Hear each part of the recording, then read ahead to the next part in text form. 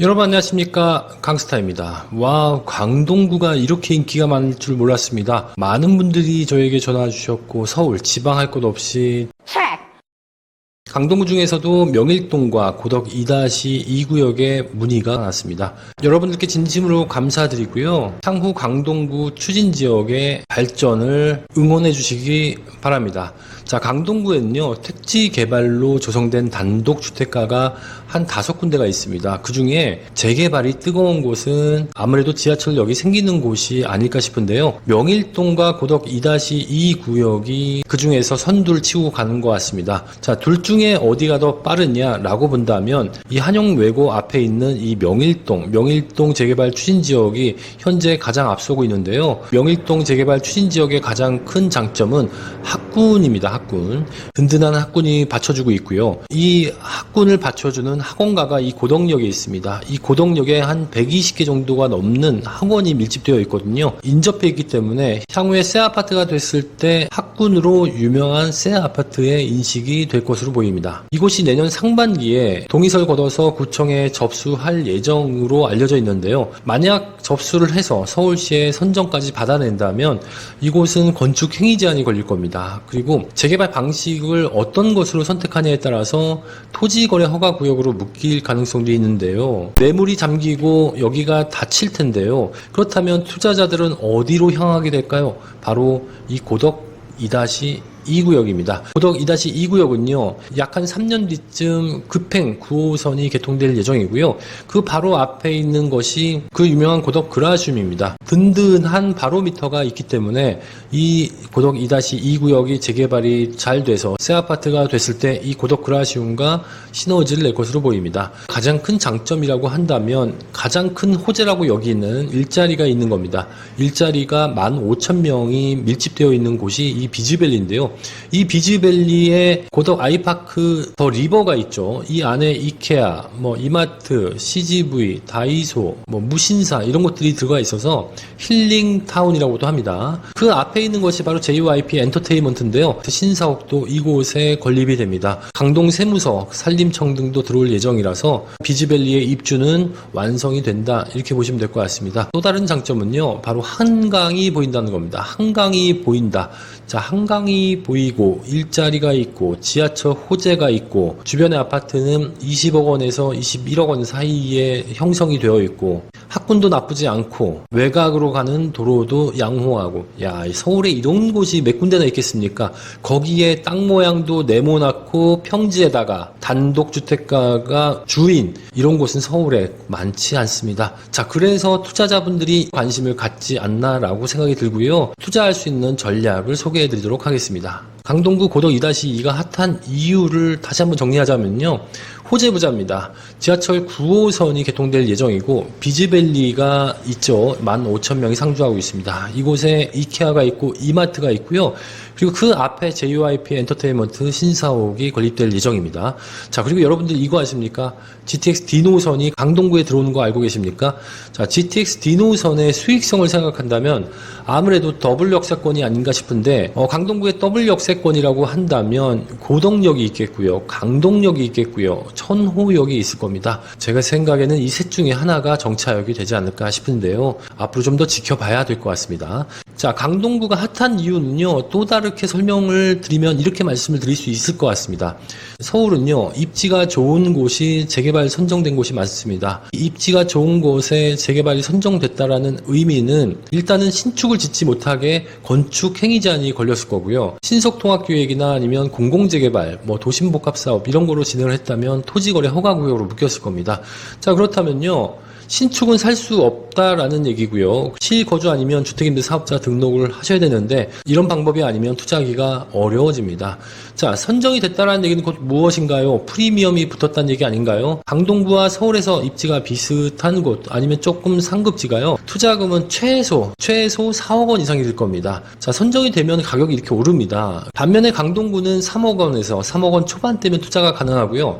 빌라 가격도 5억 원 후반대이기 때문에 오를 수 있는 여력은 충분하다, 이렇게 생각이 듭니다. 주변 아파트 시세가 약 한 18억 원에서 한 20억 정도의 형성이 되어 있는데요. 이것은 재개발 추진 지역에서는 굉장히 중요한 부분입니다. 왜냐하면 재개발에서 수익이라고 하면 일반 분양가를 높게 받아야 되는데 주변의 시세가 이렇게 받쳐준다면 일반 분양가를 높게 받을 수 있기 때문에 아무래도 유리하다 이렇게 볼 수 있겠습니다. 자, 또한 대장 아파트라고 불리는 고덕 구라시움이 바로 앞에 포진이 되어 있습니다. 자, 그 얘긴즉슨요, 안전마진도 예측이 가능하고요. 새 아파트가 됐을 때 미래에 얼마까지 오를까 이런 것도 예측이 가능하기 때문에 고덕 2-2가 주목받는 것 같습니다.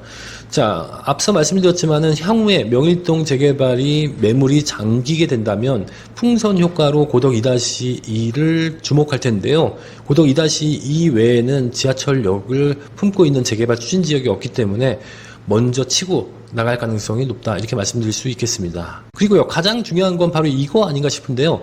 여러분들 혹시 신축 빌라가 주택수에 제외되는 거 혹시 아십니까? 또한 내가 신축 빌라를 사더라도 내가 살고 있는 집도 비과세를 받을 수 있는 거 혹시 아십니까? 이게 더해져서 투자자들이 강동구에 몰리고 있습니다. 대상은요, 2024년 1월 10일부터 2027년 12월 31일까지 준공이 난 신축 빌라 또는 오피스텔, 아파트 이외의 것은 다 되거든요. 주택수가 제외되는 건 주로 세금인데요. 취득세, 양도세, 종부세 청약할 때 주택수에서 제외를 시켜줍니다. 요건을 보면요, 전용면적 60제곱미터 이하여야 되고요. 6억 원 이하여야 됩니다. 그런데 6억 원까지만 기억하시면 안 되겠습니다. 자, 취득세와 양도세, 종부세의 기준 가격이 다른데요. 취득세는 취득 가격을 따집니다. 취득 가격을 기준으로 삼고요. 양도세와 종부세는 공시 가격을 기준으로 삼습니다. 취득세, 양도세, 종부세의 기준 가격이 다르다는 점 꼭 기억하셔야 될 것 같습니다. 청약할 때 무주택으로 인정되는 면적과 가격도 있는데요. 85제곱미터 이하여야 되고요. 5억 원입니다. 여기서 5억 원은 공시 가격으로 보고요. 신축 빌라건, 구축 빌라건, 빌라면은 다 무주택 인정이 된다는 것 기억하셨으면 좋겠습니다. 자, 그런데요, 우리가 주택수에 제외된다, 양도세 여기 있네, 이렇게만 생각하시면 큰일 납니다. 나락갑니다, 아주. 자, 비과세는 좀 결이 다른데요. 우리가 비과세를 받으려면 1주택만 갖고 있거나 아니면 일시적으로 2주택이 되는 경우에는 특례를 적용받아서 비과세를 받지 않습니까? 그런데 여기에서 말하는 주택수의 양도세와 여기서 말하는 주택수의 양도세는 다릅니다. 자, 위에서 말하는 거는요, 이런 겁니다. 우리 예전에요, 2주택자, 3주택자 중가라는 게 있었지 않습니까? 양도세 중가. 2주택자는 플러스 20% 하고, 3주택자는 30% 하고, 요런 거 있었지 않습니까? 거기에 주택수를 얘기하는 겁니다. 이 위에 있는 거는. 자, 밑에 있는 거는요, 비과세를 받는 거에 대한 부분은 주택수 제외가 안 됩니다. 그러면 어떻게 하느냐? 야, 이 정부 그냥 주택수 제외시켜주지. 번거롭게 이런 걸 하나 만들었어요. 6년 단기 임대를 만들었는데요.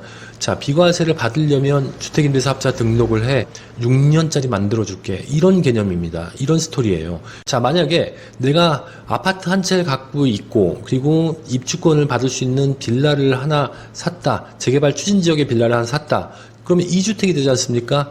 그러면 비과세가 원칙적으로 안 됩니다. 일시적 2주택이 아닌 이상은. 그런데 지금 산 빌라를 주택임대사업자 6년짜리를 하거나 10년짜리를 하거나 한다면 내가 갖고 있는 아파트는 비과세를 받을 수 있다는 얘기입니다. 주택이 있으신 분들은 참고하시면 좋을 것 같습니다.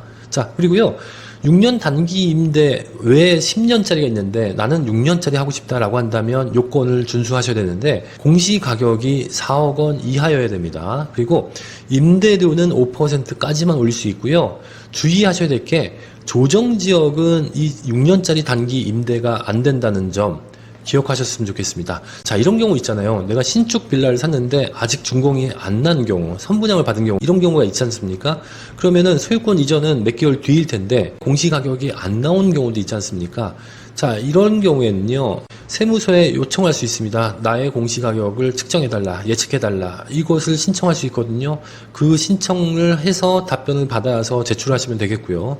그리고 내가 계약할 당시에는 조정지역이 아니었다 한다면 입증을 하시면 됩니다. 입금증을 내시고 계약서를 내시게 된다면 6년짜리 단기 임대 주임사 등록을 하실 수가 있게 됩니다. 고독 2-1을 어떻게 공략하면 좋을까요? 투자 전략에 대해서 말씀을 드리겠습니다. 어떤 물건을 사야 되느냐? 당연히 첫 번째로 고려하셔야 될 1순위는 주택수 제외되는 신축 빌라를 사시는 게 좋을 것 같고요. 구축은 주택수에 제외가 안 되기 때문에 주택임대사업자 등록을 하시게 된다면 주택수에서 제외가 됩니다. 이것 또한 고려를 해보시면 좋을 것 같고요.